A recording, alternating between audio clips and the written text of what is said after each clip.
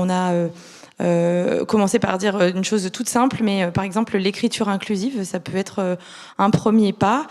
Préciser les contraintes d'un poste, le port d'une charge, la station debout, les déplacements, ça peut être une autre chose importante.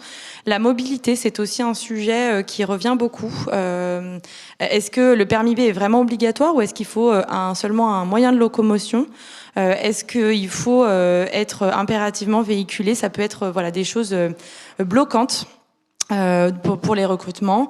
On a aussi évoqué peut-être de faire mention de la politique RSE de l'entreprise qui recrute, des aménagements qui existent sur les postes, sur les locaux, le fait de pas toujours proposer des temps pleins, mais d'aller aussi vers des temps partiels pour certaines personnes sont vraiment ce qu'elles recherchent. Ce qui est ressorti de nos échanges, c'est qu'il est vraiment important pour les recruteurs que les gens annoncent leur handicap, finalement qui s'appuient dessus pour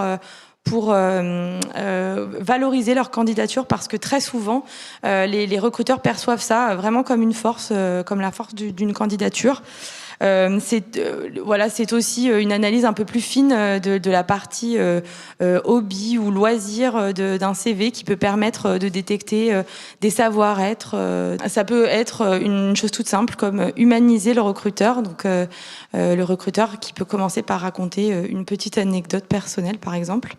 Ça peut aussi être de proposer un temps plus informel, une première petite visite de l'entreprise ou un échange par téléphone très informel pour parler du poste, de la personne, de ses contraintes.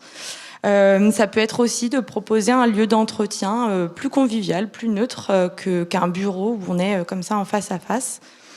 Et puis ça peut être aussi des choses comme mettre en situation le candidat, lui proposer de montrer directement ses compétences, plutôt que de parler de lui, de communiquer, de montrer ce qu'il sait faire. Et puis ça peut bien sûr passer par la formation des recruteurs à l'emploi inclusif. S'assurer que le candidat se soit bien exprimé à la fin de l'entretien, toujours lui demander s'il a envie d'ajouter quelque chose ou de poser une question, quelque chose qui n'aurait pas été abordé pendant l'entretien. Voilà.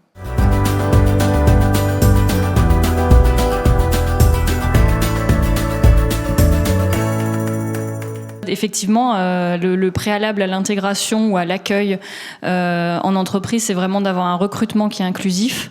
Et pour ça, il faut que ce recrutement soit vraiment un moment d'écoute des besoins, de partage sur effectivement les besoins de l'entreprise pour l'employé et les besoins de l'employé vis-à-vis de son futur poste. Tout passe par un accueil dans un cadre rassurant et bienveillant. On a beaucoup parlé de mettre de l'humanité dans le recrutement et puis dans l'accueil.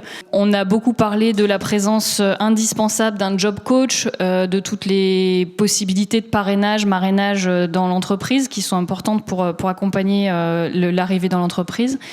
Et puis, pour terminer, on s'est dit, c'est quoi une intégration ou un accueil réussi ? Et finalement, c'est que quand le handicap, et c'est souvent la question de l'inclusion, c'est quand le handicap n'est plus vu comme un handicap et n'est plus vécu comme un handicap.